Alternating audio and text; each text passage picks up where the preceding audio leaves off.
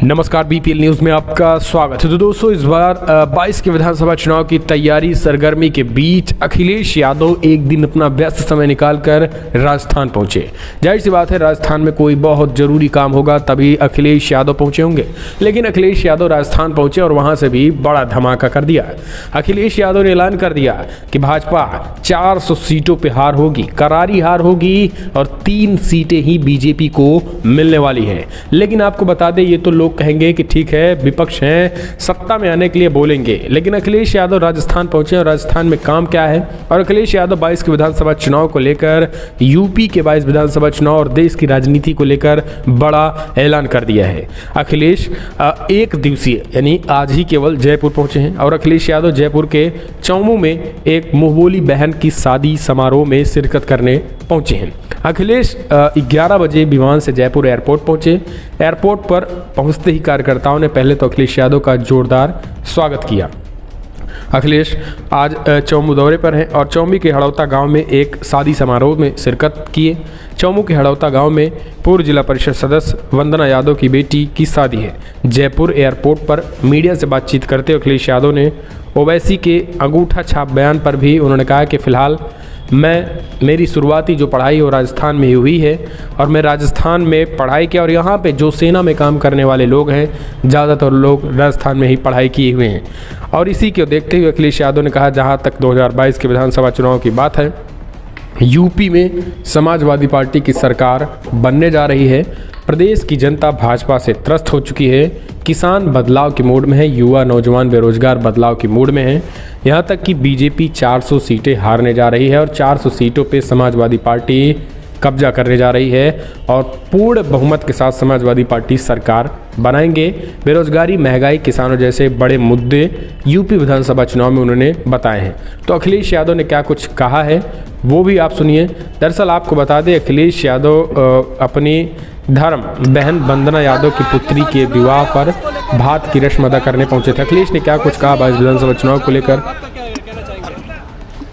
मुझे खुशी है इस बात की कि मुझे राजस्थान में एक शादी के समारोह के कार्यक्रम में आने का मौका मिल रहा है और बहुत सारे साथी जानते होंगे कि यहाँ से समाजवादी पार्टी के होने का रिश्ता तो अलग है ही हम लोगों का, लेकिन यहाँ पे जितनी पढ़ाई लिखाई मेरी होनी थी, शुरुआती पढ़ाई लिखाई इसी राजस्थान में हुई है।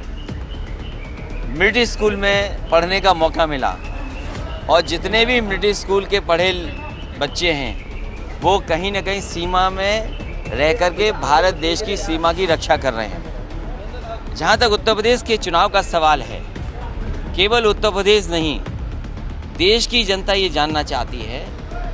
देश की जनता के सामने महंगाई बड़ा सवाल है, बेरोजगारी नौजवानों के सामने बड़ा सवाल है, साथ ही साथ किसानों की आय दोगुनी कब होगी ये किसान मांग कर रहे हो। किसानों को कम से कम जो 3 कानून बने हैं, काले कानून, उनको वापस लिया जाए। ये बड़े मुद्दे हैं। खासतौर पर देखा जाए कि अब चुनाव है और समाजवादी पार्टी किस पैटर्न में अगले चुनाव लड़ेगी? उत्तर प्रदेश में आने वाले समय में समाजवादी पार्टी सरकार बनाने जा रही है। क्षेत्रीय दलों को साथ लिया है। उत्तर प्रदेश की जनता हो सकता है भारतीय जनता पार्टी को 400 सीटें भी हरा दे। अच्छा, सलमान खुर्शीद की पुस्तक में हिंदुत्व को आए और वो लोकतंत्र बचाने की है। हमें उम्मीद है उत्तर प्रदेश की जनता एक बार लोकतंत्र बचाने के लिए खड़ी होगी और दूसरे प्रदेशों में जब जब चुनाव आएगा, भारतीय जनता पार्टी के खिलाफ वहाँ के लोग मतदान करेंगे। इस बार क्या लगता है, जो चुनाव हो रहा है विधानसभा का, उसको लेकर क्या तैयारियां, क्या साइकिल में पेडल लग पाएंगे? देश के सबसे बड़े 3 कानून हैं जो किसानों के खिलाफ हैं। उन 3 कानून लागू होने से किसानों की जमीन छिन सकती है और जो कारोबार है वो उद्योगपतियों के हाथ में चले जाएगा। पहले से ही खेती से जुड़े हुए तमाम कारोबार उद्योगपतियों के हाथ में है। मान लो राजस्थान में सरसों सबसे ज्यादा है, देश में सरसों का तेल सबसे ज्यादा खाया जाता है, लेकिन आज कीमत क्या है? न हमारे किसान को सरसों की कीमत मिल रही है इस महंगाई में और न ही आम आदमी को, गरीबों को जो सरसों का तेल, कड़वा तेल खाने का उपलब्ध होना चाहिए, न वो सस्ता उपलब्ध हो पा रहा है। तो कहीं न कहीं जो बैलेंस बनाना चाहिए वो सरकार नहीं बना पा रही है।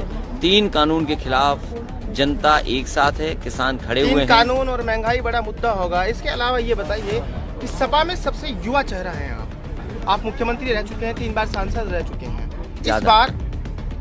इस बार क्या खास ऐसा रहेगा कि सपा चल पाएगी और अपनी सरकार बनाएगी? देखिए, उत्तर प्रदेश की जनता बदलाव चाहती है और जो काम समाजवादियों की सरकार में हुए थे वो जनता को आज याद आ रहे हैं। और जिस तरीके से बेरोजगारी बढ़ी है, महंगाई बढ़ी है, किसानों के ऊपर संकट छाया है, ये तमाम ऐसे सवाल हैं जिनका जवाब भारतीय जनता पार्टी पर नहीं है। भारतीय जनता पार्टी के सबसे ज्यादा लोकसभा वहां से जीते हैं, सबसे ज्यादा विधायक जीते हैं, उसके बावजूद भी गरीब को कोई राहत नहीं। जिस प्रदेश ने प्रधानमंत्री दिया हो, जिस प्रदेश ने राष्ट्रपति दिया हो, जिस प्रदेश ने देश के डिफेंस मिनिस्टर दिया हो और उसके बाद वो प्रदेश की जनता दुखी हो, क्या चाचा के साथ गठबंधन करेंगे इस बार? उनकी पार्टी को भी साथ लाने का काम होगा। यानी कुल मिलाकर सपा